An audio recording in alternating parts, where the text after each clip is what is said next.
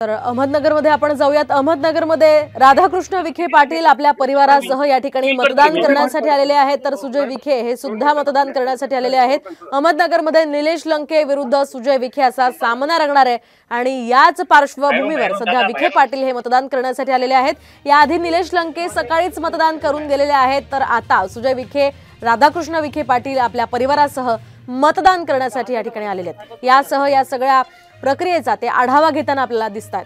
तर चौथ्या टप्प्यातल्या या लढती आहेत। अहमदनगरमध्ये थेट लढत होतीये निलेश लंके विरुद्ध सुजय विखे पाटील यांच्यामध्ये। तर पारनेरमध्ये खरं तर विखेंच्या कार्यकर्त्यांकडून पैसे वाटल्याचा आरोप या ठिकाणी निलेश लंकेंनी केलाय। दरम्यान ही दोन महत्त्वाची दृश्य आपण पाहतोय। या ठिकाणी सुजय विखे पाटील यांनी हे मतदान करण्यासाठी आलेले आहेत, तर दुसरीकडे निलेश लंके यांनी सुद्धा मतदान केलेले आहे।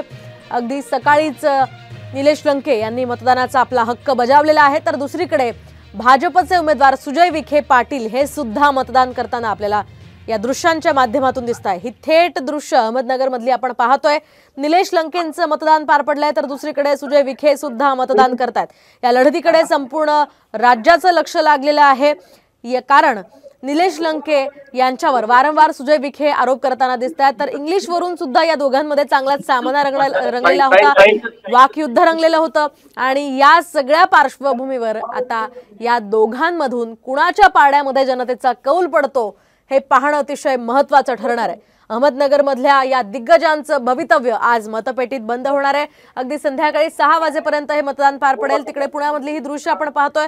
पुण्यामध्ये मुरलीधर मोहोळ यांचं औक्षण करण्यात येत आहे, त्यांच्या आई त्यांचं औक्षण करतायत आणि सध्या मुरलीधर मोहोळ विरुद्ध रवींद्र धंगेकर असा हा सामना रंगणार आहे आणि याच पार्श्वभूमीवर मुरलीधर मोहोळ यांचं औक्षण या ठिकाणी त्यांच्या परिवाराकडून करण्यात येत आहे आणि आताच आपण काही वेळापूर्वी मुरलीधर मोहोळ यांची प्रतिक्रिया ऐकली। त्यांनी म्हटलेलं आहे पुणेकरांनी मतदान करावं आणि 2 महिने जे काही पुणेकरांना सांगायचं ते मी सांगितलंय असं सुद्धा मोहोळ यावेळी म्हणालेले आहेत। त्यामुळे आता पुण्यामध्ये सुद्धा कुणाचा विजय होतो ते पाहणं अतिशय महत्त्वाचं असणार आहे, कारण रवींद्र धंगेकर हे सुद्धा टफ फाईट मुरलीधर मोहोळ यांना देणार आहे। तर दुसरीकडे या ठिकाणी त्यांना औक्षण करते आणि काही वेळातच आशीर्वाद घेऊन आता मुरलीधर मोहोळ बाहेर निघाला।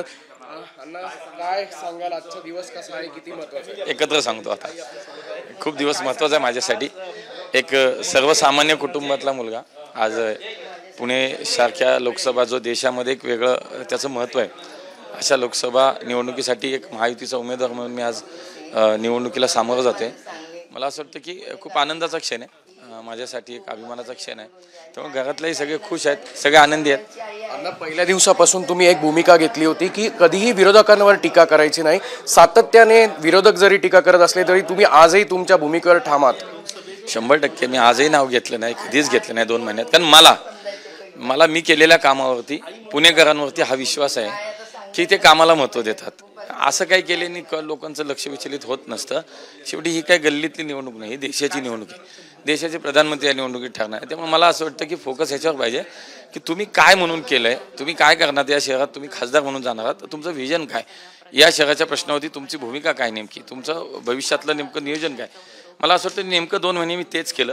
समोर मात्र व्यक्तिगत टीका करत गेले, खालच्या स्तरावर गेले, पण मी तरीही बोललो नाही ना, आजही बोलणार नाही। त्यांनाही शुभेच्छा। एक नगरसेवक, त्याच्यानंतर महापौर, हा अनुभव आज पाठीशी तुमच्या उभा आहे आणि येत्या काळात हेच यश तुम्हाला पुणेकर देतील असा विश्वास वाटतो? नक्की, कारण मला असं वाटतं की एकदा नाही 2दा 4 वेळेला मला लोकांनी काम करायची संधी दिली। मी काहीतरी काम करत असेल चांगलं म्हणून लोक माझ्या पाठीशी आहेत आणि आजही मला असं वाटतं की महापौर म्हणून मी जे काही पुण्यात काम केलं असेल, स्थायी समिती म्हणून अध्यक्ष म्हणून मी शहराचे 2 अर्थसंकल्प तयार केले, ते मला करता आले। त्यामुळे शहराचा महापौर होऊन असलेला मला हवा काय आहे, माझ्या शहराचं वास्तव, वस्तुस्थिती आणि शहराचं भविष्य याचा मला निश्चितपणे जो काही अनुमान आहे, माझं जे काही माझा अभ्यास आहे, तो मला पुढच्या काळात एक खासदार म्हणून निश्चितपणे उपयोगी पडेल।